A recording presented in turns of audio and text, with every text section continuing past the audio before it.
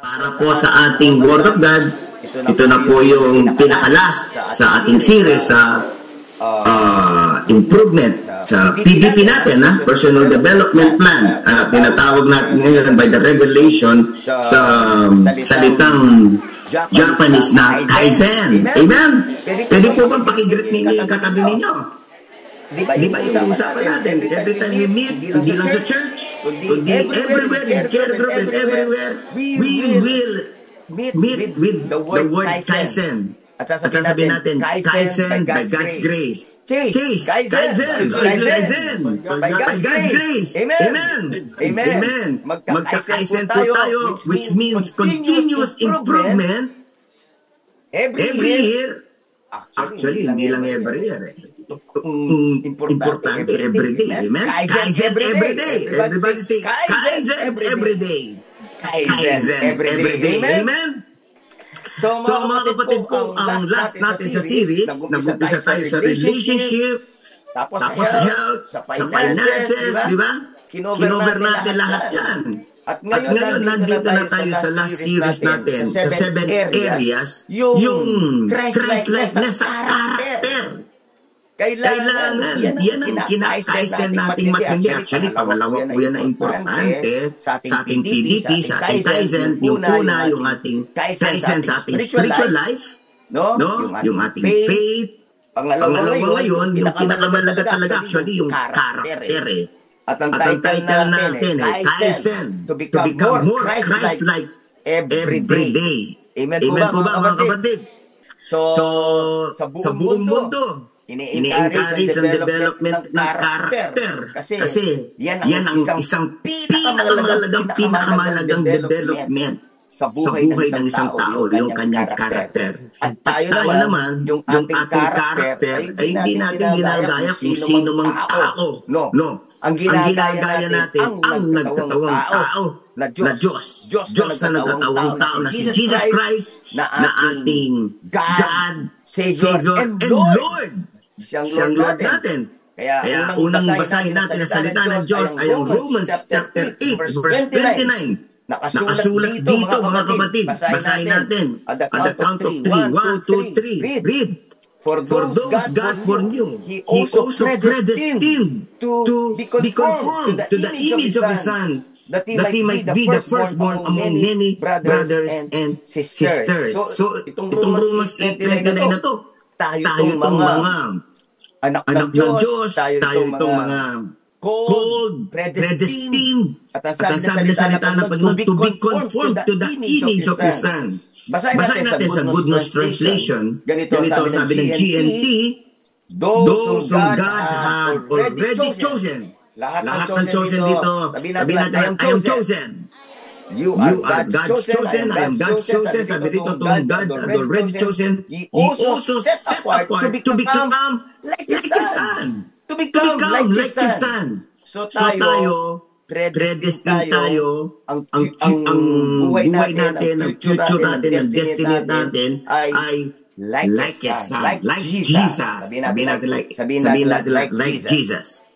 Christ-like, like Jesus. Christ-like. So Christ-likeness, dito po tayo mag-improve. Amen? Dito yung continuous improvement natin. Dito yung Kaizen natin. 2 Corinthians 3:18, ang sabi na salita ng Panginoon, and we all with unveiled face, beholding the glory of the Lord, are being transformed into the same image from one degree of glory to another. For this comes from the Lord, which is the Spirit. Everybody say 2 Corinthians 3:18.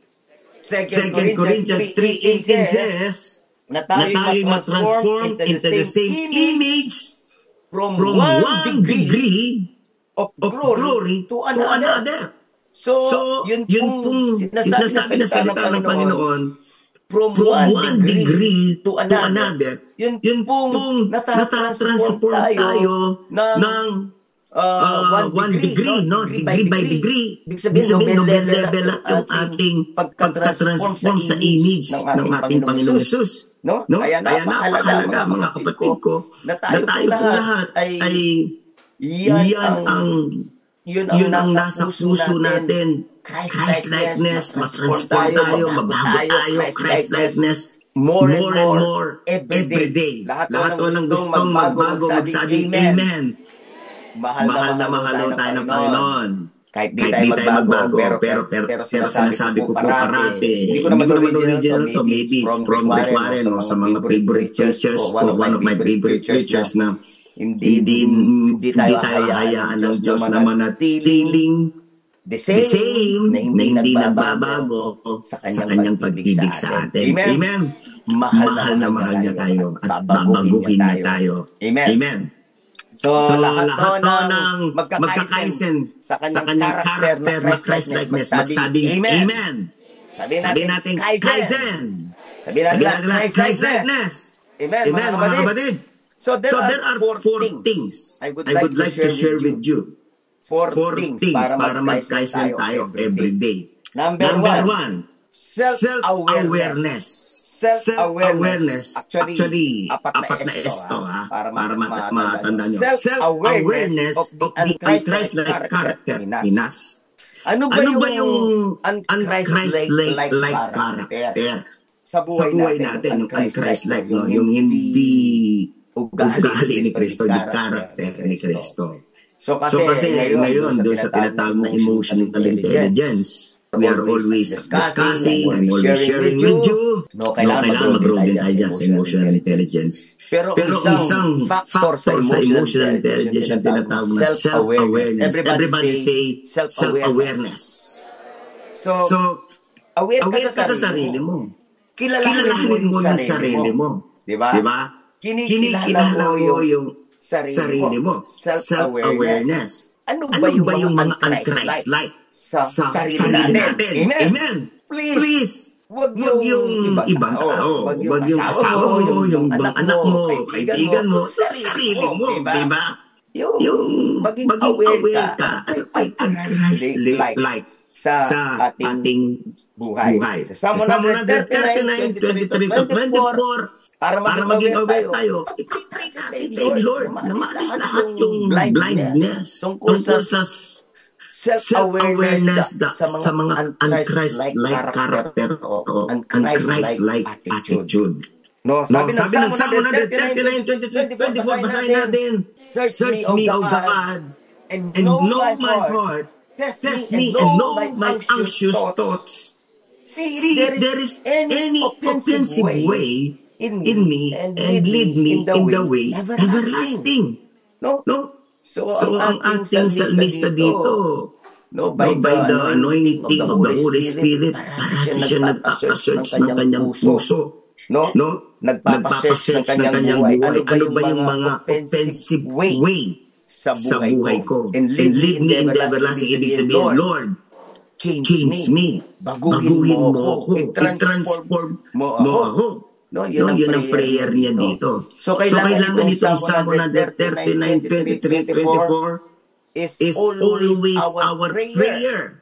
Lord, search my heart. Lord, ano yung un-Christ-like attitude? Un-Christ-like na character sa buhay ko? Amen? And Lord, change me. Sino dito gusto magbago sa mga un-Christ-like attitude na mga offensive way? Magsabi, Amen. Kayong dalawa ni Lord. Diba? Ako parati ko sinasabi, mga kapatid, dahil nga yung Pilipinas, tayo yung parang pinaka-chismoso sa buong mundo. Mga marites. Although wala na yung salitang marites ngayon. Hindi na uso, pero tayong mga Kristiyano, kailangan isa talagang mabago yung pagchichismis. Amen? Pagchichismis ng buhay ng ibang buhay. Lalo na yung kanilang mga kasiraan.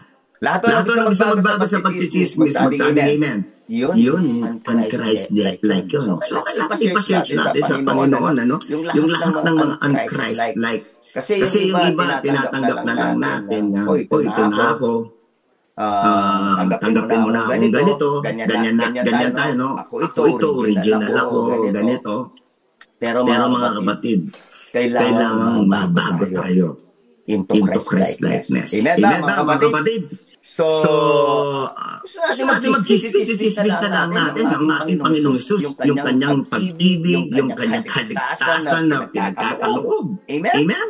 Yung mercy niya. Minanong natin ng chismis. Sabihin mo sa katabi mo, kapatid ko, si Jesus na lang i-chismis natin. Amen? So i-redeem natin yung salitang chismis. Kasi ibig sabihin ng chismis, pagkukwento ng buhay ng ibang buhay. Hindi yung buhay ni Jesus yan ang i-chismis natin. Amen? Amen ba, David? So marami pa. Like yung mga Christ-like attitude patungkol sa anger. Yan. Yung magsisinungaling.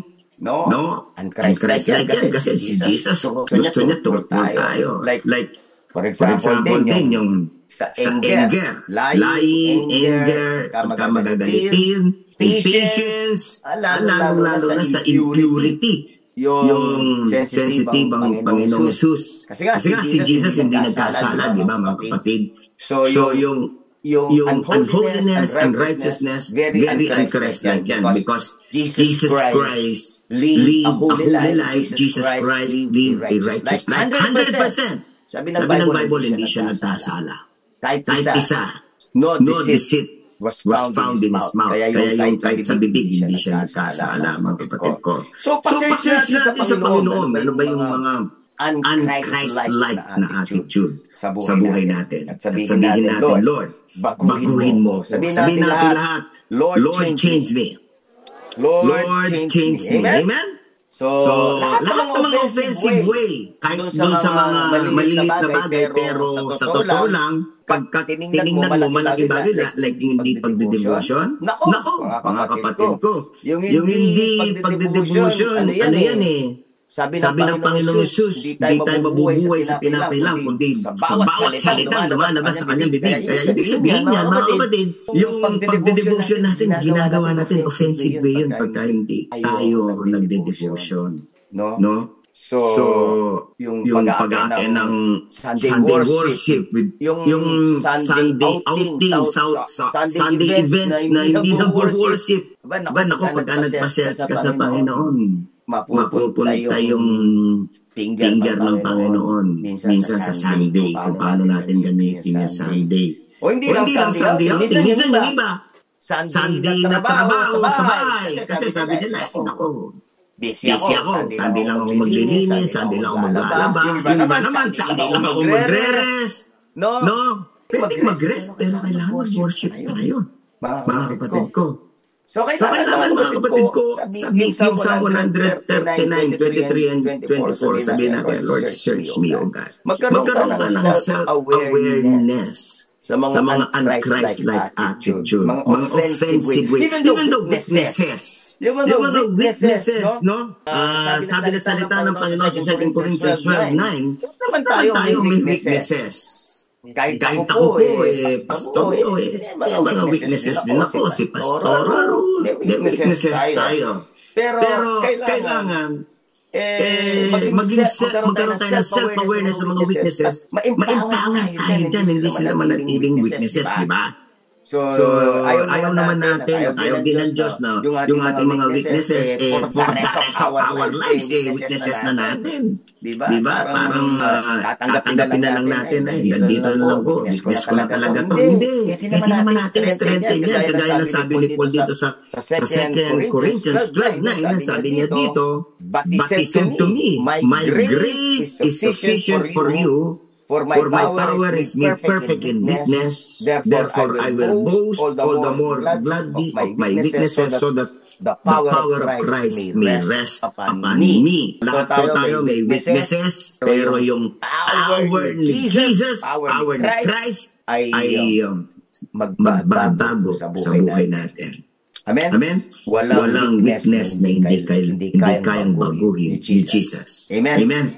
So mga kapatid ko, siyempre, yung mga weaknesses natin na yan, yun yung mga pipigil kasi sa blessings ng Panginoon. Yan ang pipigil sa achievement natin o attainment natin sa destiny natin, sa great destiny natin, sa success natin. So kailangan karoon tayo ng self-awareness sa ating mga weaknesses.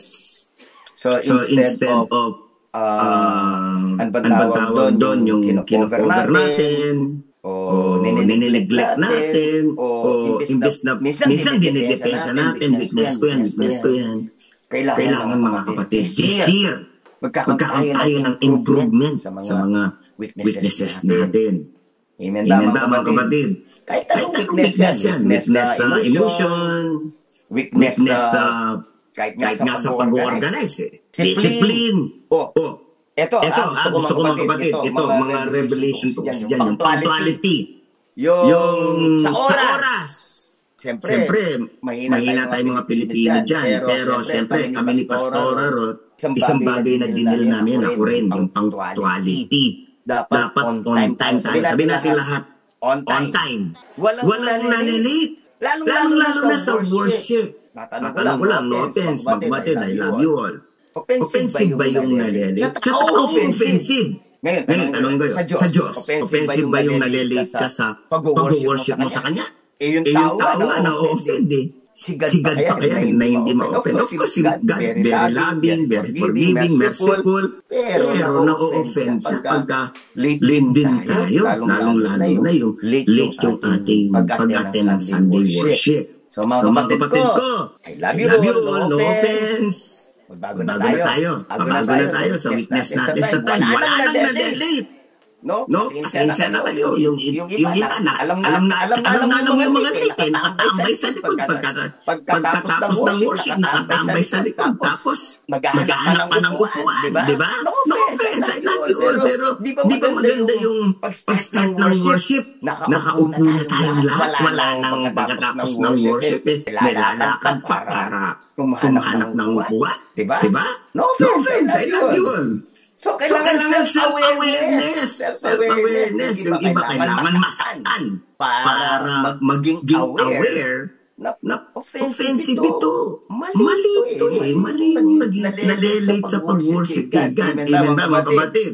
Pagka sinabi mo tama ang mali sa pag-worship, kailangan mo ng deliverance kay Jesus. Amen. Mga kapatid ko, dapat pasalamatan nyo ako. In-encourage ko kayong magbago sa pagiging late. Hindi yung hindi kayo sasama ang loob sa akin. Yun din ang baguhin nyo. Yung iba sensitive. Pagka na-point out mo yung kanilang pagkakamali, pagka sinabi mo yung pagkakamali, nasasaktan sila. So mali, sensitive, mali yung attitude. Kailangan nga pagka nag-correct. Alam niyo, parati ko na sinasabi sa preaching. Papaalala ko ulit, ha? Pagka mayroong nagsabi sa'yo sa mali mo, yes, masasaktan ka, pero huwag kang magagalit. Ang gawin mo, yung nag-correct sa'yo, ilibre mo. Kung hindi mo malibre, wala kang time. Mag-send ka na lang ng Gcash. Amen. Sabi mo, Pastor, ito yung pang-makdo mo. Okay, alam niyo yung number ko, di ba?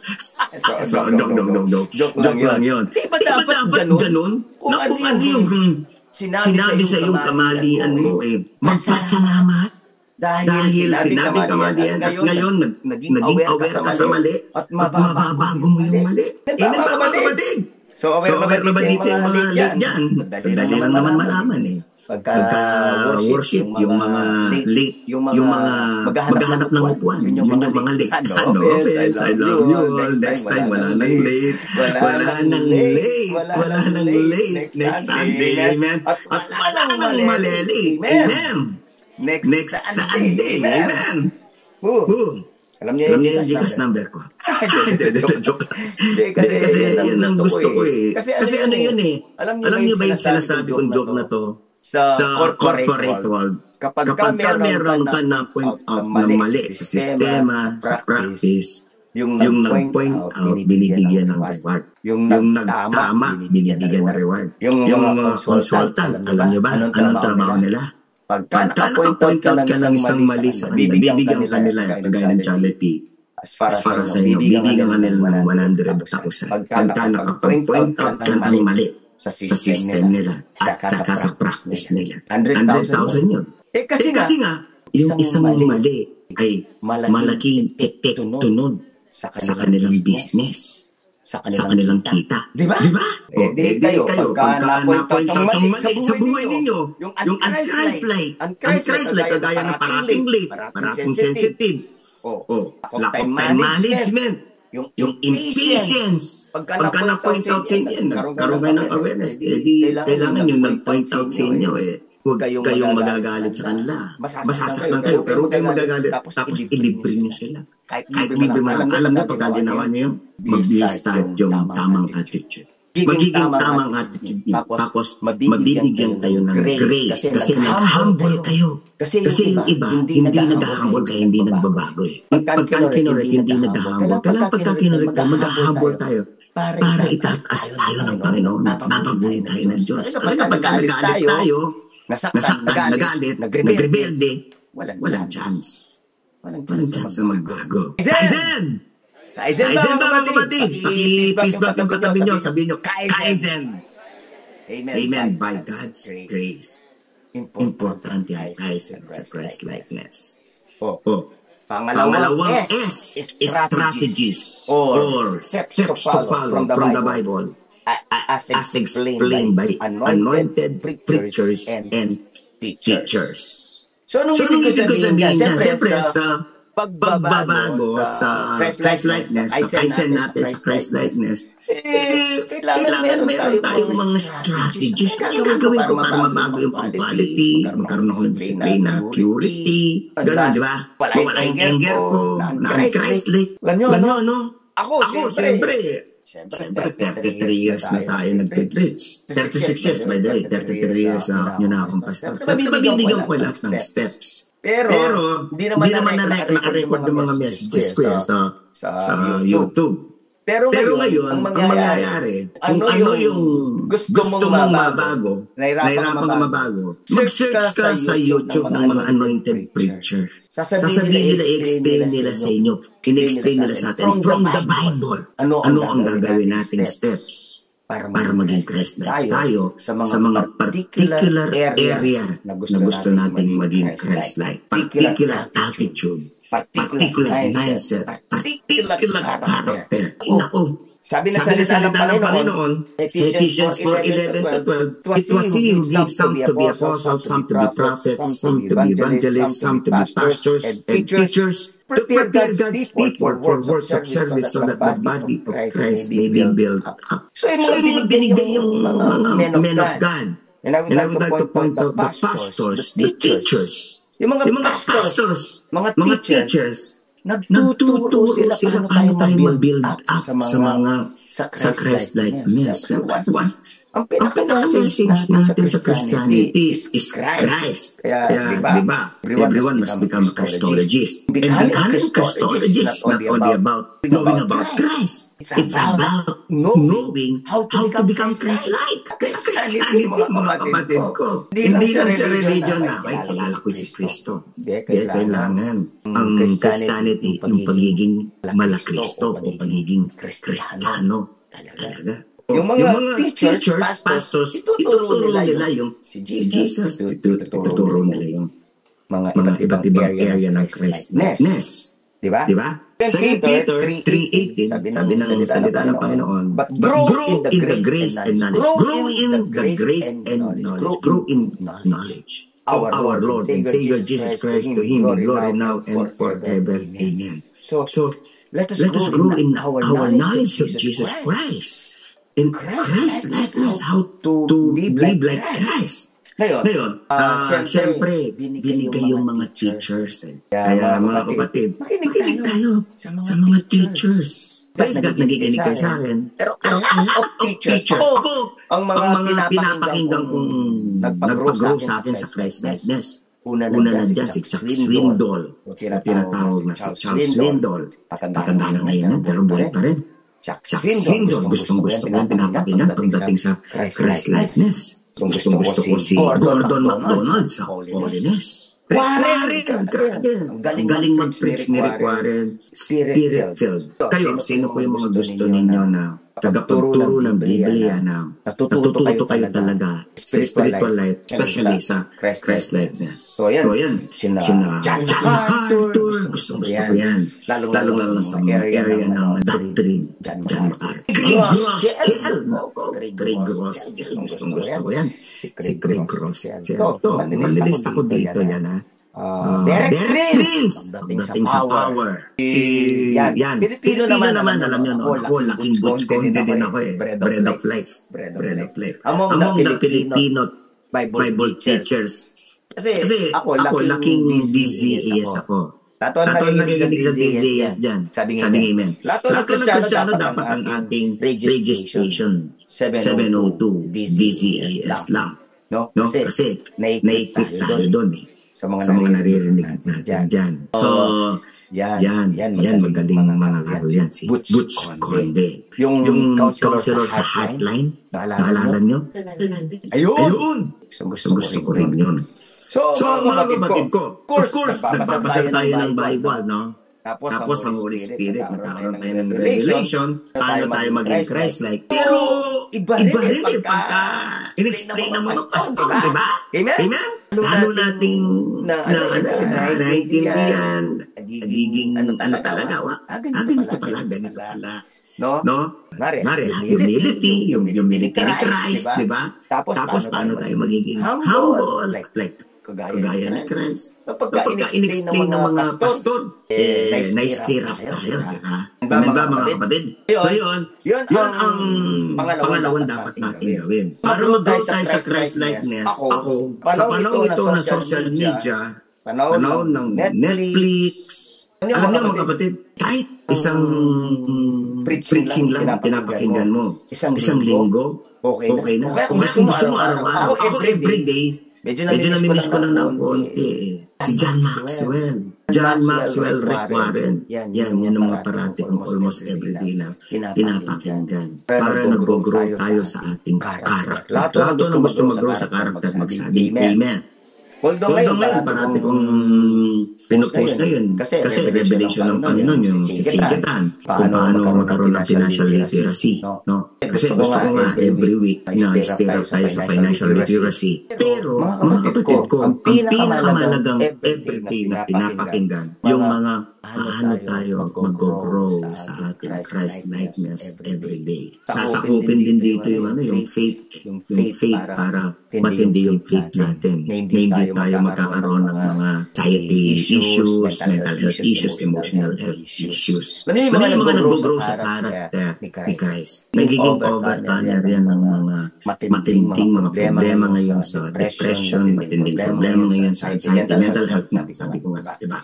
Okay, mga kapatid, please, ang pinaka-strategy para mag-grow sa Christ-likeness, makinig ng mga devotion, mga preaching ng mga pastor. If you can make it every day, you will grow every day. No? You will grow every day. Kasi nga, kapag wala ka namang nalaman, wala ka namang natutunan sa Bible tungkol kay Christ, paano ka mag-grow? Kasi, ano yan eh, directly proportional yan sa yung pag-grow sa Christ-likeness, ang pag-grow mo sa knowledge ng Word of God. Kung sino si Christ, kung paano maging katulad ni Christ. Ito ng mga makikinig na ng mga preaching, sabing Amen. Pero mag-iingat kayo sa mga false teachers. Kaya yung mga pinapakinggan ninyong mga Bible teachers, preachers sa Bible, sanggunin nyo muna sa inyong mentor o kaya sa akin. Alam nyo, marami kasing nahihilig kay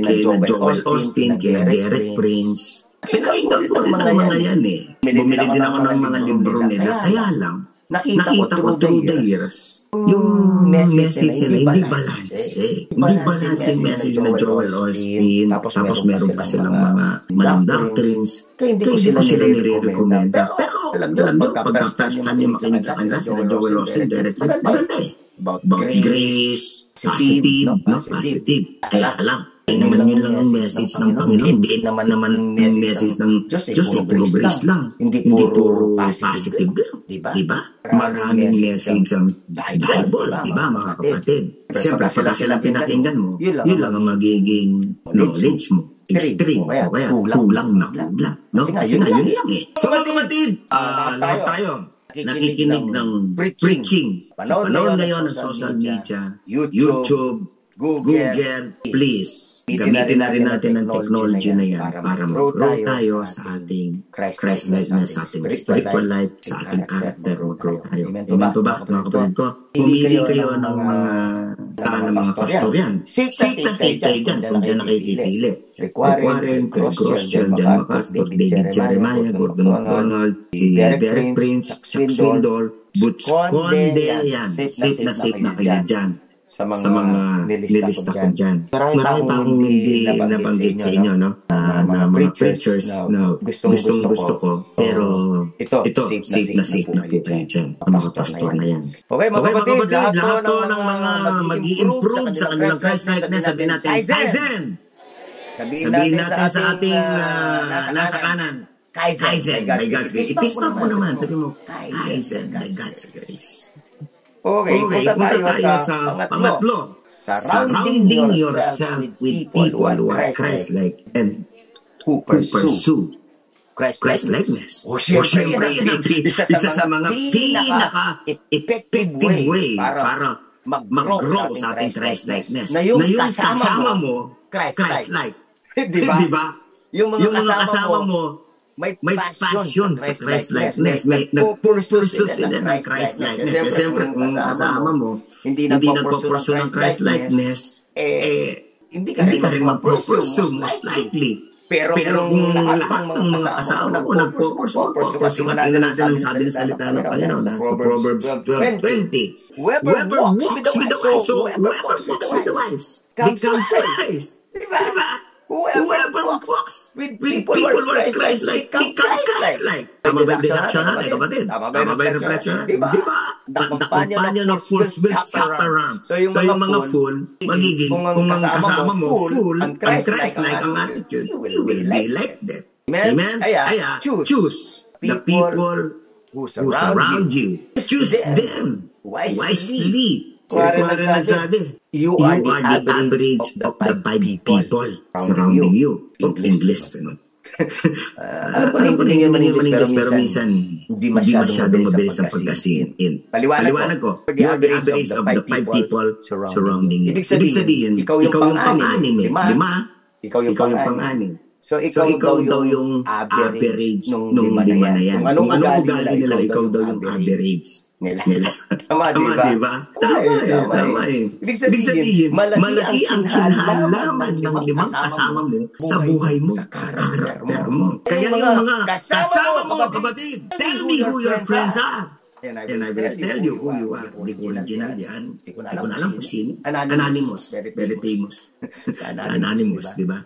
Tell me who your friends are, and I will tell you who you are. Birds of the same feather flock together. Di ba? Yun yung mga natin matagal na natin alam na mga idioms, pero may katotohanan naman. Biblical yan eh. Nakasulat din dito sa Proverbs 27:17. Ang ganito, iron sharpens iron, and one man sharpens another. So gusto mo ma-sharpen ang yung Christ-likeness, sa mga Christ-likeness, o yung mga nagpo-pursue ng Christ-likeness, yung passion ni Christ-likeness, sila sa mga sasharpen ng Christ-likeness sa'yo. Ay nako, samahan mo yung mga chismoso, magiging chismoso pa rin. Diba? Samahan mo yung mainitin ng ulo. Sabi na salita ng Panginoon sa 1 Corinthians 15:33, ha? What God says, do not be misled. Bad company, good corrupts good character. Kailangan pag-ingatan natin yung bad company, yung un-Christ-like company, yung mga kaibigan, parating kasama na un-Christ-like ang attitude, nakaka-corrupt yun. Hindi ko sinabi na, hindi ko kailanman sinasabi na tayo maging sa paraphrase, pwede kang may kasamang people and Christ, pero huwag madalas.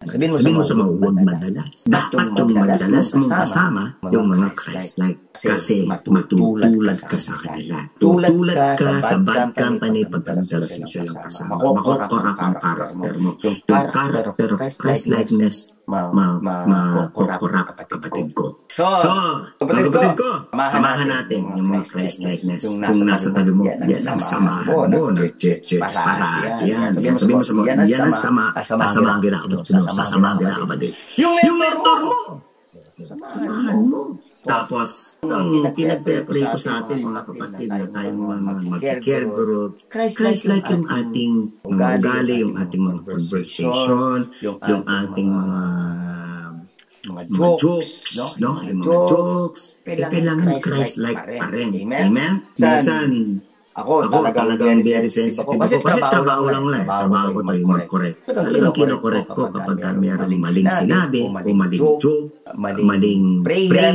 Kahit prayer nga, kinokorek ko yung mga sinasamahan ko sa prayer. Pagka mali yung prayer, tinetext ko yung mentor.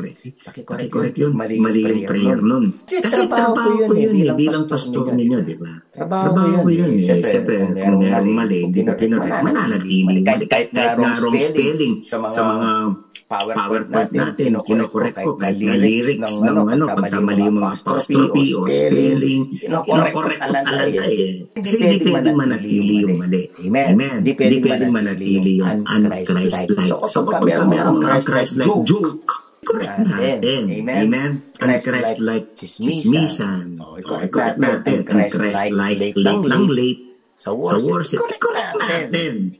Amen. I love you all. No offense. Magbabago ka sa sinasabi ko by the power of the Holy Spirit. Amen. By the revelation of this word. Bago ka kapatid, please, huwag mo na akong send ng Gcash. Okay na makita kitang magbago. Amen. Kahit ka na mag-send ng Gcash. Ay, baka naman sabihin ng iba, siguro, basta marami na na-send ng Gcash. Sorry po. Wala po. Wala po nag-send sa akin ng Gcash. Joke ko lang yun.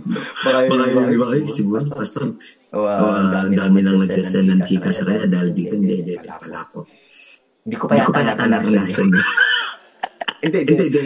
Bilang sa kamay siguro yung mga ganun. Pero hindi po. Yun ang hindi yun ang nangyayari. Letter D. Last na po tayo. Amen. Sa last natin mga kapatid ko, sa S, 1S. Supplicating. Supplicating from the word supplication, which means prayer. Supplicating fervently until Christ's character is formed in you. Diba? So kung nakita mo na, nagkaroon ka ng self-awareness sa yung un-Christ-like attitude, sa mga offensive, sa mga weakness, ipag-pray natin until Christ's character is formed in us. Sabi ng Galatians 4:19, si Paul ang nagsabi sa kanyang mga disciples sa Galatia, sabi niya, my dear children, for whom I am again in the pains of childbirth until Christ is formed in you. Verse natin yan sa consolidation, di ba? Galatians 4:19. Bakit tayo nag-consolidate? Bakit tayo nag-disciple? Para mag-form si Christ in our disciples. Pero sa atin, ipag-pray natin yung my dear children, for my again in the pains of childbirth. Ito kasing ibig sabihin nito, metaphor ito yung pains of childbirth, yung pain ng panganak. Ipanganak mo sa prayer. Ipanganak mo sa prayer yung character na ni Christ. Yung mga particular character na gusto mong perform sa'yo. Pray fervently. Sabi ng Ephesians 6:18, and pray in the Spirit on all occasions with all kinds of prayers and requests. With this in mind, be alert and always keep on praying for all the saints. Pag-pray mo. Mag-pray ka on all occasions. Pray in the Spirit on all occasions with all kinds of prayers and requests. Mga kapatid, diyan matutuwa ang Panginoon. Diba? Last time, tinignan natin si Solomon. Natuwa ang Panginoon sa kanya kasi ang pinag-pray niya, wisdom. Alam nyo, revelation ng Panginoon sa atin.